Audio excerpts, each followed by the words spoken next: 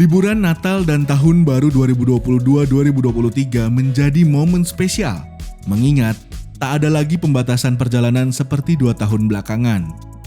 Hal ini nampak dari padatnya lalu lintas di tol Jakarta Merak saat tim Kilas Nataru melintas. Jumlah kendaraan masyarakat menuju Pelabuhan Merak nampak meningkat dari hari-hari biasanya. Rata-rata dari kendaraan yang menuju Merak akan menyeberang dari pelabuhan di ujung barat Pulau Jawa ini untuk berlibur atau memanfaatkan momen waktu liburan panjang Nataru untuk pulang kampung.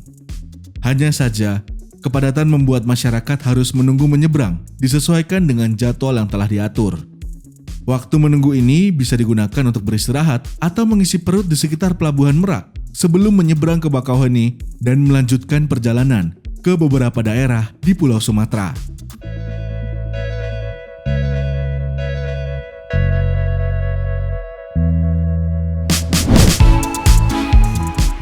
Halo Sobat Bisnis, tim Kilas Nataru sekarang sudah kembali di Merak nih. Tapi karena tadi perjalanan dari Palembang sampai ke Merak kita belum makan, dan sekarang waktunya sudah cocok untuk makan malam.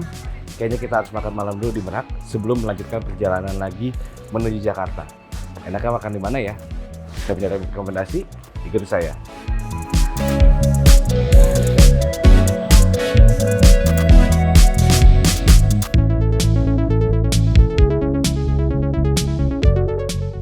Ini dia Rumah Makan Putra 28. Rumah makan ini berada tak jauh dari pintu keluar gerbang tol Merak. Rumah makan ini menyediakan berbagai makanan laut dan sop daging nan gurih. Letaknya yang tak jauh dari Pelabuhan Merak menjadi berkah tersendiri bagi warung ini. Banyak di antara pengunjung yang datang merupakan penumpang kapal yang sengaja mencari makan sebelum menyeberang ke Bakauheni atau Sumatera. Beberapa pula merupakan penumpang kapal yang akan kembali ke sejumlah kota di Pulau Jawa usai berlibur atau mudik dari arah Sumatera. Salah satu menu unggulan rumah makan ini adalah ikan bawal laut bakar. Lokasi rumah makan Putra 28 yang tak jauh dari laut membuat ikan yang disajikan merupakan ikan segar. Ikan dibakar selama 10 hingga 15 menit dengan bumbu khas. Selain ikannya yang gurih dan nikmat, ada pula sambal dadakan ditambah nasi panas yang pasti akan menambah selera makan Anda.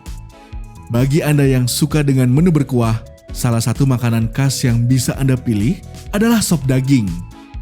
Kaldu dari hasil rebusan daging sapi membuat sop terasa lebih gurih. Belum lagi aroma yang dihasilkan dari bumbu seperti bawang merah, bawang putih, dan daun bawang yang menggugah selera makan Anda. Biasanya, sop daging yang disajikan di restoran lain hanya disajikan dalam wadah mangkuk standar. Berbeda di Putra 28. Sop yang disajikan menggunakan mangkok yang lebih besar dari ukuran biasanya.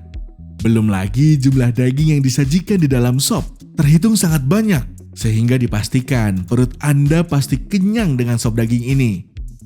Adalah Yati, pemilik dari Rumah Makan Putra 28. Dirinya mengakui ikan bawal bakar dan sop menjadi andalan yang paling banyak dicari pengunjung yang datang.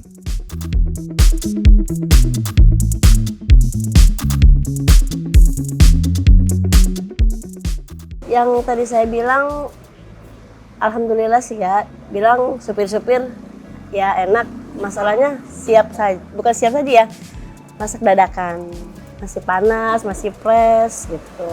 Yang travel ini, mereka awalnya kan dari Lampung ya, mereka nyebar ke Jakarta, Tangerang, Bandung, lalu mereka balik lagi ke Lampung, Palembang, Medan, termasuk penumpangnya tujuannya kemana.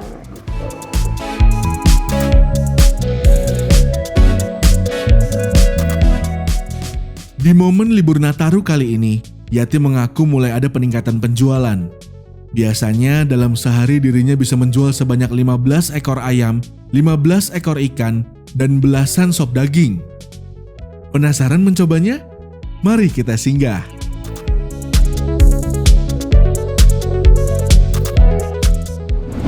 Sopan terakhir, sop sapinya enak banget. Sop daging sapinya enak banget. Dan tadi teman-teman juga udah makan ikan bawal bakar.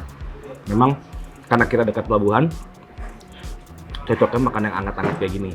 Ikan bakar, sop daging bakar. Sop daging bakar, sop daging. Nah, tempat ini cocok bagi Anda yang akan menuju ke Bakauheni, tapi Anda masih menunggu kapalnya datang dan menunggu check-in untuk masuk ke kapal. Mungkin karena agak terlalu lama, Anda bisa mampir dulu sini, menikmati sop daging yang gurih, seger, melek lagi. Apalagi kalau yang mau pulang ke arah Jakarta, butuh sesuatu yang seger dan bisa melek sepanjang jalan, ini cocok buat Anda. Dari Merak, Banten, Muhammad Olga, Leo Dwi Jatmiko, dan juga Suryo Hadiantoro melaporkan untuk Bisnis Indonesia.